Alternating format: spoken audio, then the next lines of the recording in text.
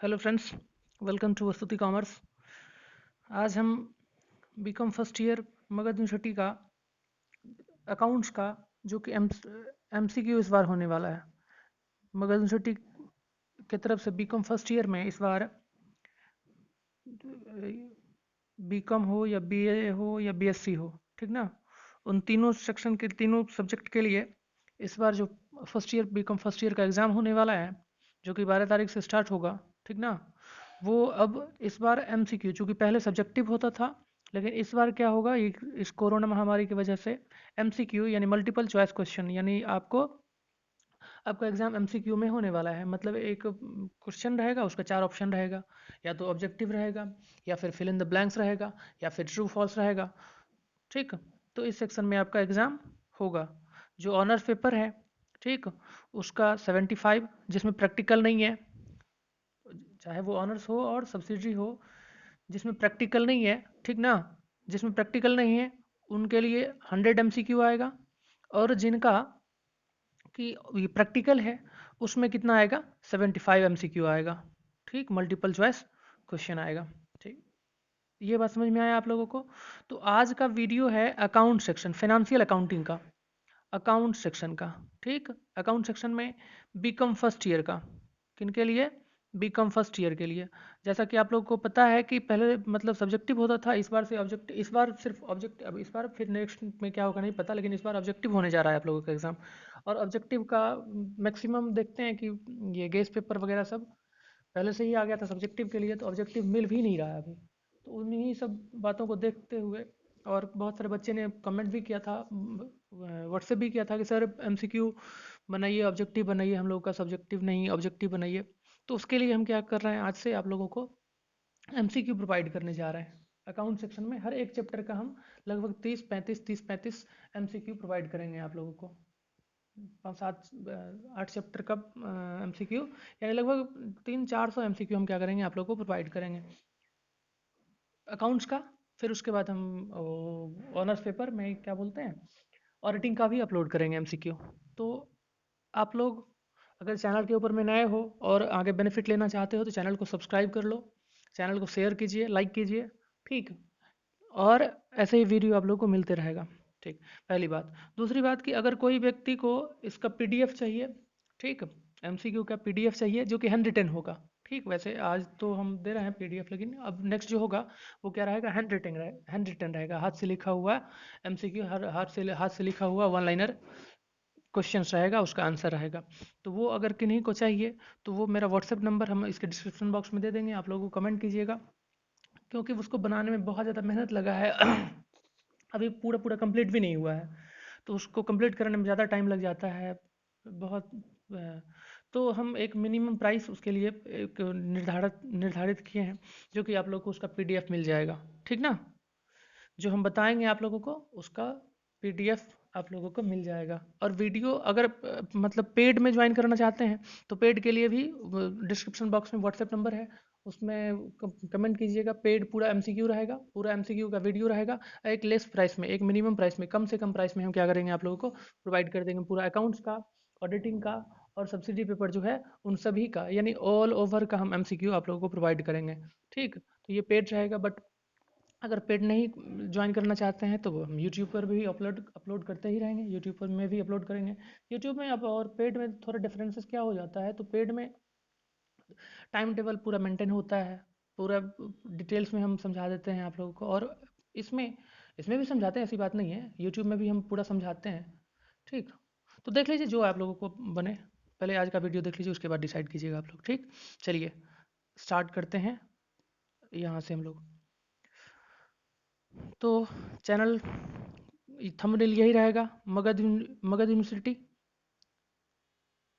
Magadh university BCom part 1 financial account objective questions, किसके द्वारा, तो अभिषेक झा के द्वारा, मेरे द्वारा, ठीक। चलिए स्टार्ट करते हैं। चैनल को सब्सक्राइब कर लीजिएगा आप लोग नेक्स्ट वीडियो के लिए। ये आज का जो है, ये आप लोगों का पहला ही चैप्टर, अकाउंट्स का पहला ही चैप्टर है, बीकॉम फर्स्ट ईयर में अकाउंट्स का पहला ही चैप्टर है क्या, तो NPO, non for profit organisation, यानी गैर लाभकारी संगठनों, गैर व्यापारिक संस्थानों का लेखांकन। तो उसी का हम क्या कर रहे हैं, आज वीडियो बना रहे हैं। इसके बाद अलग चैप्टर का, दूसरे चैप्टर का, तीसरे चैप्टर का, चौथे चैप्टर का, ऐसे करके हम लाते रहेंगे वीडियो पार्ट बाय पार्ट। तो ये पार्ट 1 है, ठीक, पहला पार्ट। चलिए पहला क्वेश्चन है कि पुराने अखबारों की बिक्री है, सेल ऑफ ओल्ड न्यूज़पेपर, ठीक। यहाँ पर ओल्ड न्यूज़पेपर है, अगर ओल्ड न्यूज़पेपर या फिर पुराना कुछ भी चीज़ उसको अगर सेल किया जाएगा, उसको सेल करके जो पैसा आता है वो होता है रेवेन्यू रिसीप्ट्स, ठीक, आयगत प्राप्ति, यानी पहला का ऑप्शन बी। लेकिन अगर रहेगा सेल ऑफ वो एसेट्स, ठीक, अगर क्या रहेगा, सेल ऑफ ओल्ड एसेट्स, ये न्यूज़पेपर है सेल ऑफ ओल्ड न्यूज़पेपर, लेकिन सेल ऑफ ओल्ड एसेट्स रहेगा, ओल्ड एसेट्स को बेच करके जो पैसा प्राप्त हुआ तो वो रहेगा कैपिटल रिसीट्स, ठीक। तो यहाँ ध्यान रखिए, इसको इसके हिसाब से ऑप्शन बी पहला का करेक्ट होगा। आप लोग भी बनाइए और कमेंट बॉक्स में कमेंट कीजिएगा किसको कितना, किनको कितना मार्क्स आया इसके लिए भी, ठीक, बताइए कि हाँ इतना आया, इतना आया, इतना आया। चलिए दूसरा क्वेश्चन है कि पुरस्कार कोष से संबंधित आय एवं व्यय को दिखाया जाता है, income and expenses, expenses related to the prize fund shown in. तो प्राइज से रिलेटेड जो भी एक्सपेंसेस और इनकम एक्सपेंडिचर होता है, ठीक ना, तो वो इनकम एक्सपेंडिचर अकाउंट में मेंशन किया जाता है, यानी ऑप्शन इसका बी। तीसरा नंबर है कि life membership fee of non trading concern, गैर व्यापारिक संगठनों का आजीवन सदस्यता शुल्क, लाइफ मेंबरशिप फी। तो लाइफ मेंबरशिप, अब देखिए यहाँ दो, मतलब एक बात और समझ लीजिए कि जो पूरे लाइफ में, मतलब लॉन्ग टर्म लंबे समय के लिए अगर रिसीट्स रहेगा, रिसीव हम करेंगे पैसा, ठीक, तो वो कैपिटल नेचर का होता है। या फिर लंबे समय के लिए हम क्या करेंगे, कुछ एक्सपेंस करेंगे, इन्वेस्ट कर रहे हैं, जैसे संपत्ति खरीदने में हम पैसा लगाएं, तो वो क्या हुआ, कैपिटल एक्सपेंडिचर। अगर हम प्राप्त कर रहे हैं लंबे समय के लिए, एक ही बार पूरे लाइफ में रिसीव कर रहे हैं मनी, तो वो हो कैपिटल रिसीट्स। और एक ही बार एक्सपेंस कर रहे हैं लंबे समय के लिए, 5 साल 10 साल के लिए, तो वो हो कैपिटल एक्सपेंडिचर, ठीक। और रेवेन्यू जो होता है वो विद इन द ईयर, 1 साल या 1 साल से कम के लिए जो एक्सपेंस और रिसीट्स हम करते हैं उसको कहते हैं revenue receipts and revenue expenditure, ठीक। तो लाइफ मेंबरशिप फी, यानी यहाँ पर बताया गया है, अरे यार हाँ, यहाँ पर बताया गया लाइफ मेंबरशिप फी के बारे में। तो ये क्या हुआ, किस टाइप का होता है, तो ये कैपिटल रिसीट्स, यानी 3 का ऑप्शन ए होगा, ये ध्यान रखिएगा, ठीक। ये हो गया आपका। अब है 4 नंबर, लोगो स्तुति कॉमर्स, आप कहाँ आ जाएंगे, अरे आप यहाँ रहे, ठीक, ये कोई दिक्कत यहाँ तक। चलिए 4 नंबर है कि legacy should be treated as, वसीयत, वसीयत या रिक्त।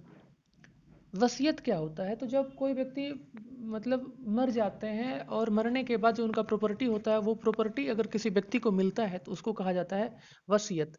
जैसे कि अ, वो तो वसीयत क्या होता है, तो मरता तो आदमी लाइफ में एक बार है, और वो अपना प्रॉपर्टी भी एक ही बार किसी को देता है, तो किस प्रकार का होगा पता ही होगा आप लोगों को, बता दिया अभी कि ये क्या होता है, कैपिटल रिसीट्स, यानी 4 का क्या होगा, ऑप्शन सी, 4 का ऑप्शन सी राइट होगा। 5, payment of honorarium honorarium to secretary is treated as, मतलब सचिव को मानदेय का भुगतान। तो सचिव को अगर हम भुगतान कर रहे हैं, मतलब पैसा दे रहे हैं, तो ये मेरे लिए क्या हुआ, ये एक्सपेंडिचर है। और जो सेक्रेटरी को ऑनरेरियम दे दिया जाता है, मानदेय दिया जाता है, वो क्या होता है, पर ईयर होता है, यानी रेवेन्यू एक्सपेंडिचर। 5 का ऑप्शन बी सही होगा। स्पेसिफिक डोनेशन, किसी विशेष चीज़ के लिए अगर दान मिलता है, विशिष्ट दान मिलता है, तो वो कैपिटल रिसीट्स होता है, क्योंकि विशिष्ट दान, स्पेशल चीज़ हमेशा नहीं मिलता है, ठीक। तो ये क्या हुआ, 6 का ऑप्शन ए। फिर 7 नंबर है आय व्यय खाता में आय व्यय खाता में लेखा किया जाता है, income and expenditure account records, income expenditure account में रिकॉर्ड किया जाता है। तो जो कैपिटल नेचर का होता है वो भी, और रेवेन्यू नेचर का वो भी नहीं, बिल्कुल गलत। सिर्फ और सिर्फ किस नेचर का इनकम एक्सपेंडिचर मेंशन किया जाता है, रेवेन्यू रेकरिंग का, रेवेन्यू नेचर का, यानी 1 साल या 1 साल से कम के लिए जो भी इनकम एक्सपेंडिचर होता है उसको आय व्यय खाते में क्या करते हैं, मेंशन करते हैं, रिकॉर्ड करते हैं। और जो कैपिटल नेचर का होता है उसको बैलेंस शीट में मेंशन करते हैं। तो 7 का ऑप्शन क्या होगा, 7 का ऑप्शन नंबर बी करेक्ट होगा, ठीक। फिर उसके बाद 8 नंबर है, 8 नंबर क्वेश्चन है, आउटस्टैंडिंग सब्सक्रिप्शन इज एन। अब सब्सक्रिप्शन, सब्सक्रिप्शन जो है वो क्या है, एक रिसीट्स है, रेवेन्यू है, ठीक, रेवेन्यू इनकम है, ठीक। सब्सक्रिप्शन क्या है? रेवेन्यू इनकम है। और वही रेवेन्यू इनकम अगर क्या होता है, आउटस्टैंडिंग हो गया, मतलब इस बार मुझे मिलने वाला था पैसा, रिसीव्स करने वाले थे बट नहीं कर पाए। तो नहीं कर पाए मतलब क्या, मेरा पैसा बचा हुआ है किसी के पास में, देगा वो, तो वो मेरे लिए क्या हुआ, एसेट्स हुआ। यानी 8 का ऑप्शन नंबर बी राइट होगा। ठीक, यहाँ तो कोई दिक्कत। चलिए 8 नंबर हो गया।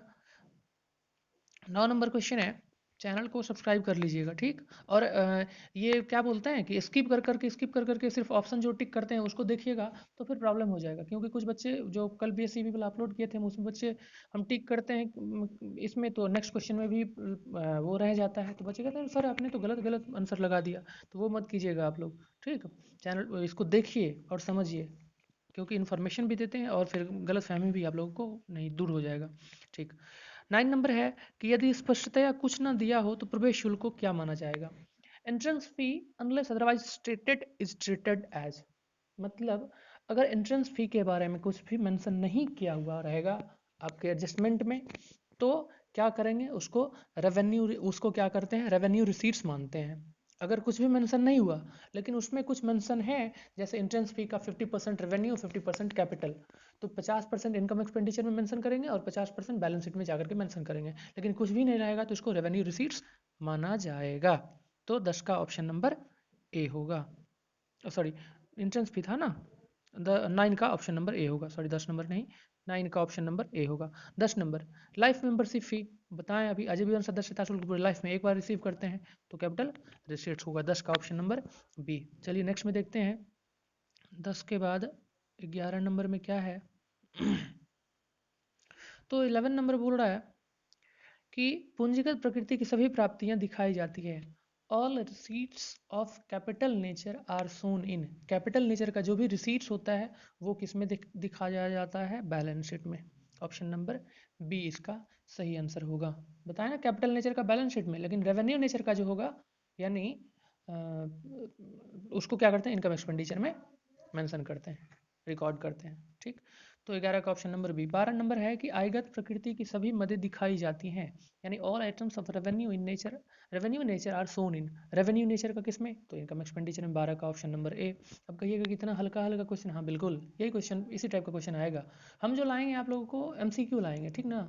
और देखते हैं आगे वाले वीडियो में हम वो फिल इन द ब्लैंक्स, और कोशिश करेंगे फिल इन द ब्लैंक्स सबको भी लाने के लिए। ठीक है, अब इसी को फिल इन द ब्लैंक्स में बना दिया जाता है, यहाँ पर ब्लैंक दे दिया जाएगा, 4 ऑप्शन दे देता है, तो उससे कुछ फर्क नहीं पड़ेगा। खैर, देखिए 13 नंबर बोल रहा है कि तो following is not non profit organisation, non NPO कौन नहीं है, गैर व्यापारिक और लाभकारी संस्थान संगठन कौन नहीं है। तो लाभकारी जिसका उद्देश्य लाभ कमाना होता है, और लाभकारी जिसका उद्देश्य लाभ कमाना नहीं बल्कि सर्विस प्रोवाइड करना, सोशल वर्क करना होता है। तो हॉस्पिटल में सोशल वर्क होता है, हॉस्पिटल का उद्देश्य होता है कि सर्विस प्रोवाइड करना, जनता की सेवा करना, स्कूल का भी पढ़ाना लिखाना, क्लब का भी लाभ अर्जित करना, इसमें से ABC में से किसी का नहीं, लाभ अर्जित करना होता है पार्टनरशिप फॉर्म का। ऑप्शन 13 का ऑप्शन नंबर डी सही है। ठीक, 14 नंबर बोल रहा है कि गैर व्यापारिक संस्थाओं में देयताओं पर परिसंपत्तियों के अधिक्य को क्या कहते हैं, मतलब excess of assets over liability, excess of assets over liability, मतलब देयताओं पर परिसंपत्तियों से अधिक्य को, यानी लाइबिलिटी से क्या है, एसेट्स ज़्यादा है। जब एसेट्स ज़्यादा होगा, ठीक, और लाइबिलिटी क्या होगा, कम होगा, तो जब एसेट्स ज़्यादा होगा लाइबिलिटी कम होगा तो उसको क्या कहते हैं, कैपिटल फंड। जो ओपनिंग बैलेंस शीट, अगर आप लोग NPO पढ़ेंगे तो NPO में ओपनिंग बैलेंस शीट पढ़ेंगे, ओपनिंग बैलेंस शीट में ये बताया गया है। तो 14 का ऑप्शन नंबर ए कैपिटल फंड होगा इसका आंसर। ठीक, 14 नंबर हो गया। 15 नंबर कह रहा है कि एक क्लब द्वारा प्राप्त अग्रिम चंदे को चिट्ठे के किस पक्ष में दिखाया जाता है एक है यहाँ पर फिल इन द ब्लैंक्स वाला, कि club are shown on, sorry, subscription receive in advance by club are shown on. अब एडवांस रिसीव कर लिए सब्सक्रिप्शन, मतलब मुझे पैसा मिलने वाला था अगले साल, इसी वर्ष रिसीव हम कर लिए, तो वो क्या हो जाता है बताएं, कि वो एक लाइबिलिटी हो जाता है। ठीक, तो इसको कहाँ दिखाते हैं, लाइबिलिटी साइड, क्या इसको कहाँ दिखा देते हैं, ये लाइबिलिटी साइड में। यानी 15 का ऑप्शन नंबर क्या होगा, 15 का ऑप्शन नंबर बी राइट होगा। ठीक, आउटस्टैंडिंग जो एसेट्स होता है, और एडवांस जो ले लिए सब्सक्रिप्शन, मतलब मुझे मिलने वाला था, मेरा इनकम था। ठीक, तो वो क्या हुआ, लाइबिलिटी साइड में जाएगा। चलिए 16 नंबर है कि the following is not an income, निम्न में से कौन आय नहीं है? सब्सक्रिप्शन बिल्कुल इनकम है, डोनेशन ये भी इनकम है, सेल ऑफ टिकट बिल्कुल टिकट बेचेंगे तो ये भी इनकम है। कौन नहीं है? तो इंडोमेंट फंड, ये जो है इंडोमेंट निधि, ये आपका क्या, तो ये इनकम नहीं है। तो आप कहिएगा कि इंडोमेंट है नहीं, इसको क्या कहते हैं? इसको समर्पित निधि कहते हैं या फिर आधार कोष भी कहते हैं इंडोमेंट फंड को। जनरली ये क्या होता है, ये एक ऐसा कोष है जो वसीयत या उपहार के कारण उत्पन्न होता है। ठीक है, वसीयत या उपहार के कारण, जिसका कि किसी आय विशेष के लिए प्रयोग, किसी विशेष कार्य के लिए, किसी स्पेशल वर्क के लिए मिलता है इंडोरमेंट फंड। ठीक ना? ऐसा नहीं, ये रिसीट्स नहीं मतलब है, ये इनकम नहीं है, ये क्या है, किसी स्पेशल वर्क को करने के लिए एक फंड के रूप में रख दिया जाता है। ठीक, तो उसको कहते हैं एंडोमेंट फंड। तो ये हुआ 16 का ऑप्शन नंबर डी।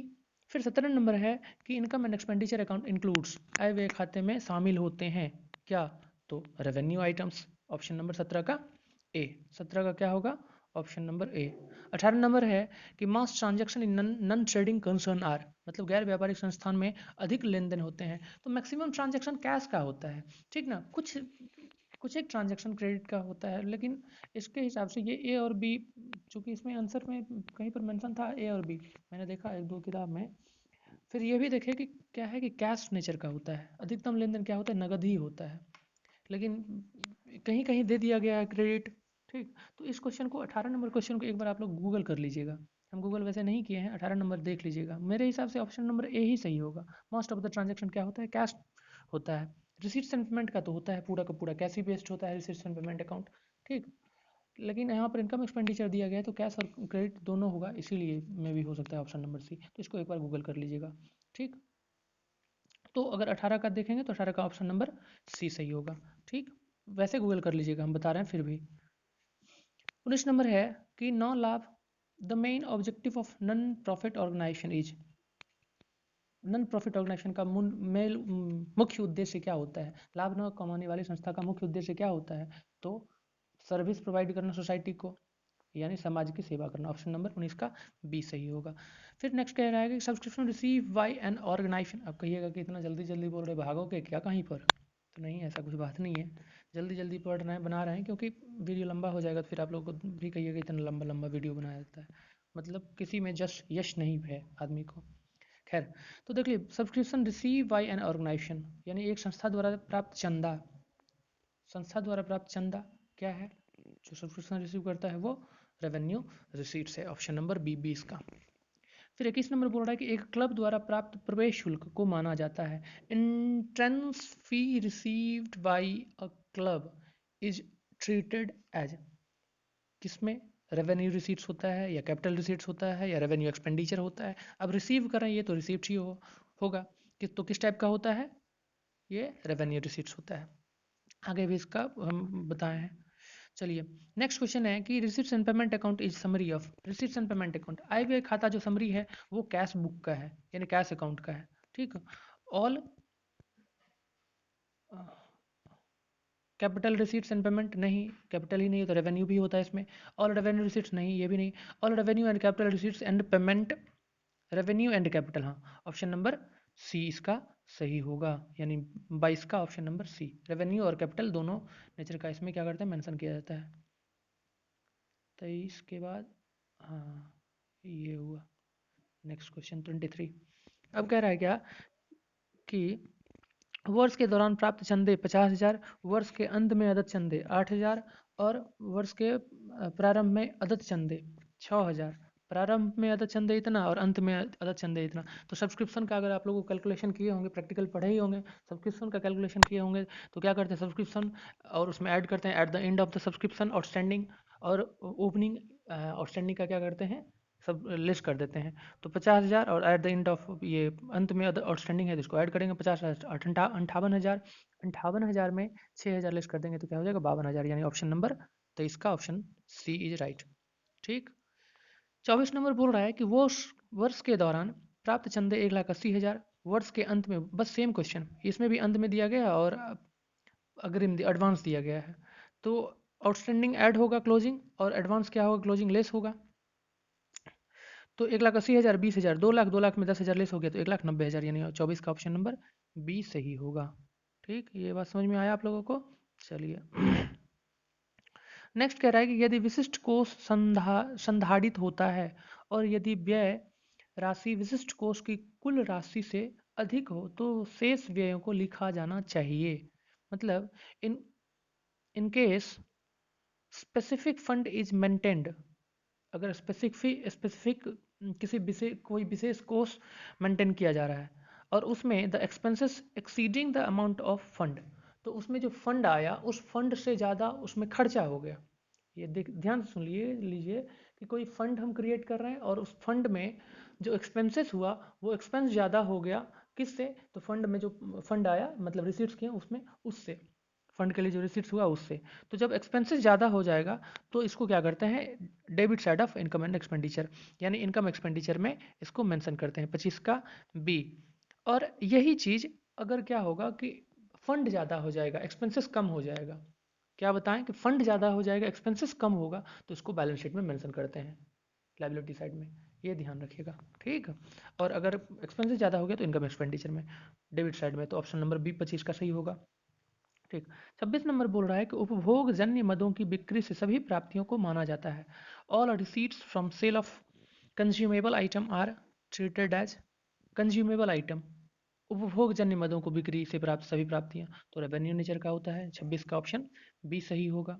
फिर उसके बाद वही ऊपर वाला ही प्रैक्टिकल टाइप का एक वर्ष के कैलकुलेशन टाइप का, वर्ष के दौरान प्राप्त चंदे 5,000, अगले वर्ष के लिए अग्रिम प्राप्त एडवांस 300 रुपया, चालू वर्ष के लिए अदत्त 400 रुपये, तो और अदत्त जो है चालू वर्ष का उसको ऐड करेंगे और एडवांस को लेस करेंगे, तो 5,000, 4 5400 और 3 घटा देंगे तो 5100, यानी ऑप्शन नंबर बी 27 का सही होगा।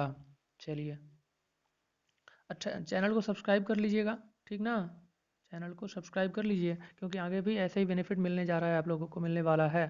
ठीक, यदि आई 16,000 और पूंजी कोष में डेबिट की गई कमी 4300, ठीक, तो यह व्यय कितना होगा, तो 16,000 4 20,300, यानी 20,300, ऑप्शन नंबर सी इसका सही होगा। ठीक, 29 नंबर बोल रहा है कि आय व व्यय खाता का शेष, balance of income expenditure account shown, income expenditure का बैलेंस क्या शो करता है, cash in hand, cash capital fund, net profit नहीं, excess of income over expenditure, ये दिखाता है, यानी ऑप्शन नंबर डी इसका सही होगा। फिर बोल रहा है कि मृत व्यक्ति की वसीयत से प्राप्त संपत्ति को क्या कहा जाता है, अभी बताएं कि एक ही बार रिसीव करते हैं उसको क्या कहा जाता है, लेजेसी कहा जाता है, किस नेचर का होता है, कैपिटल नेचर का होता है, यानी 30 का option number A. Legacy should be treated as, अभी बताएं बस वही कि क्या ट्रीट किया जाता है, तो ये क्या है, एक लाइबिलिटी है या रेवेन्यू रिसीट्स है या क्या सी नंबर में इनकम है या फिर नन ऑफ दिस, इसमें से कुछ भी नहीं है, तो बताएं लेजेसी क्या करते हैं, रिसीव करते हैं, यानी ये एक इनकम है, 31 का सी।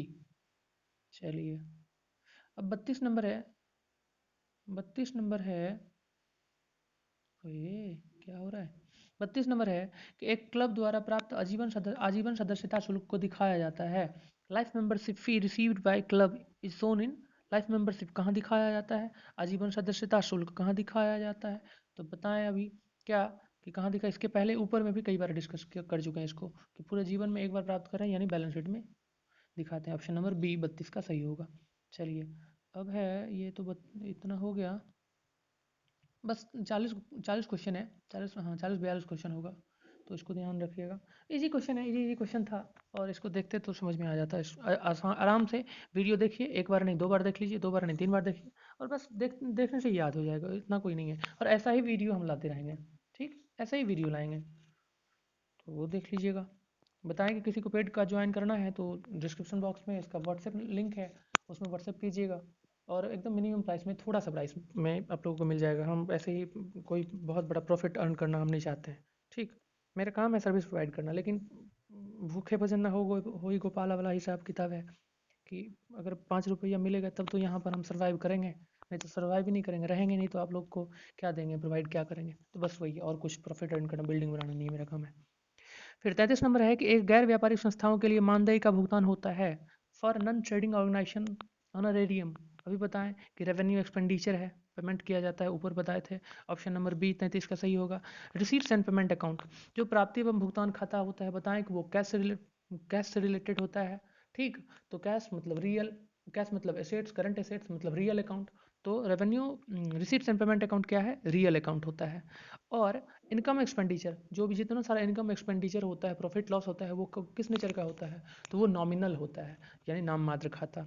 यानी 35 का ऑप्शन नंबर सी, आय व्यय खाता क्या है, तो नाम मात्र खाता है। ठीक, 36 नंबर बोल रहा है which of the following is not a non profit organisation, कौन एनपीओ नहीं है, मतलब किसका उद्देश्य समाज का सेवा करना नहीं बल्कि लाभ कमाना है। तो कॉलेज का उद्देश्य है सेवा करना, खेल कूद है सेवा करना, हॉस्पिटल है सेवा करना, यानी इसका नहीं है। यानी मारुति उद्योग जो है इसका उद्देश्य है प्रॉफिट अर्न करना, यानी 36 का ऑप्शन नंबर सी सही होगा। ठीक, 37 नंबर, आय व्यय खाता बनाया जाता है, income and expenditure is prepared, किसके द्वारा इनकम एक्सपेंडिचर प्रिपेयर किया जाता है, तो एनपीओ के द्वारा, नॉन प्रॉफिट ऑर्गेनाइजेशन के द्वारा, यानी ऑप्शन नंबर 37 का सी सही होगा। ठीक, 37 का हो गया, 38, 39, 38 नंबर देख लीजिए। है कि प्राप्ति एवं भुगतान खाता सामान्यतः दर्शाता है, प्राप्ति एवं भुगतान खाता, receipts and payment account, receipts and payment account क्या दिखाता है, तो उसमें डेबिट बैलेंस और क्रेडिट बैलेंस, जनरली जो रिसीट्स एंड पेमेंट अकाउंट होता है वो क्या दिखाता है, डेबिट बैलेंस की क्रेडिट बैलेंस, तो डेबिट बैलेंस, 38 का ऑप्शन नंबर सी। अब कहिएगा कि सरप्लस और डिफिसिट कौन दिखाता है, तो इनकम एक्सपेंडिचर, आय व्यय खाता दिखाता है, income expenditure account generally indicate surplus and deficit, option number 39 का ए, 38 का सी, 39 का ए। 40 नंबर, विशेष उद्देश्य के लिए प्राप्त दान दिखाई जाएगी, डोनेशन, मतलब डोनेशन अगर विशेष परिस्थिति के लिए, विशेष उद्देश्य के लिए दिया जाता है, तो उसको क्या करते हैं, जब स्पेशल वर्क के लिए, स्पेशल काम के लिए डोनेशन प्राप्त होता है, ठीक, तो उसे क्या करते हैं, बैलेंस शीट के लायबिलिटी साइड में मेंशन करते हैं। ठीक, फिर 41 कह रहा है कि गैर व्यापारिक संस्थाओं में देयताओं पर परिसंपत्तियों के अधिक को क्या कहते हैं, संपत्तियों के अधिक को क्या कहते हैं, कैपिटल फंड, ऊपर एक बताए थे, एसेट ज़्यादा हो जाए कैपिटल लायबिलिटी कम होता है, तो उसको कैपिटल फंड कहते हैं। 42 नंबर है कि गैर व्यापारिक संस्थाओं, 41 का ए, 42 नंबर की गैर व्यापारिक संस्थाओं में व्यय पर आय की अधिकता, व्यय पर आय की अधिकता, इनकम बढ़ गया एक्सपेंडिचर कम है, तो सरप्लस, 42 का ऑप्शन नंबर बी सही होगा। ये आंसर है, ठीक ना, जितना हम बताए हैं सभी का आंसर है यहाँ पर। तो इसमें भी हो सकता है देखिएगा कि कुछ एक दो गलत भी होगा, लेकिन हम बता दिए उसका सही आंसर, तो इसलिए देखिएगा वीडियो, ऐसा नहीं कि इसको देख करके छाप लेते हैं तो फिर गलत हो जाएगा, तो मुझे मत बोलिएगा कि सर गलत बता दिए। तो इसीलिए वीडियो को देखिए और उसके बाद ऑप्शन हम बताए हैं उसको स्किप मत करिएगा। ठीक ठीक, तो ये हो गया 40 नंबर। और तब 43 नंबर बोल रहे हैं, लाभ न कमाने वाली संस्थाओं में व्यय की आय पर अधिक को क्या कहा जाता है, व्यय पर आय की अधिक, व्यय की आय पर अधिक, सॉरी उल्टा, यानी एक्सपेंडिचर बढ़ गया इनकम कम हुआ, तो डिफिसिट, ऑप्शन नंबर 43 का सी होगा। तो ठीक, अब बता दिए यहाँ पर इतना, हम अभी 43 क्वेश्चन लेकर के आए हैं किस चैप्टर का, एनपीओ का। ठीक, अब आप लोगों के लिए हम ऐसे ही एमसीक्यू लाते रहेंगे, बस चैनल को आप लोगों को सब्सक्राइब करना है, और ऐसे ही आप लोगों को हर एक चैप्टर का अगर वीडियो चाहिए, ठीक, तो उसके लिए मेरा पेड कोर्स, पेड वीडियो, उसमें पीडीएफ मिलेगा, एमसीक्यू मिलेगा, और वीडियो मिलेगा, और पीडीएफ भी मिलेगा। ठीक, तो अगर वो लेना चाहते हैं आप लोग, मिनिमम प्राइस में मिल जाएगा आप लोगों को, तो उसके लिए डिस्क्रिप्शन बॉक्स में व्हाट्सएप नंबर है, उसके ऊपर क्लिक कीजिएगा, उसके ऊपर व्हाट्सएप कीजिएगा, कॉल नहीं कीजिएगा, व्हाट्सएप कीजिएगा, तो हम बता देंगे आप लोग को कि बस एक लिमिटेड प्राइस में, थोड़ा सा प्राइस में मिल जाएगा, आप लोग एक्सपेक्ट भी नहीं करते होंगे कि इतना ही में मिलेगा। ठीक, तो अगर वो ज्वाइन करना है तो वो ले लीजिएगा, नहीं तो ऐसे ही वीडियो पर बने रहिए, चैनल के ऊपर बने रहिए, हम अपलोड करते रहेंगे। ठीक, बस चैनल को सब्सक्राइब कर लीजिए। चलिए, ओके बाय, आप लोग अच्छे से प्रिपरेशन कीजिए। ये कहाँ गया बंद होने वाला चीज़, ये तो हुआ ही नहीं।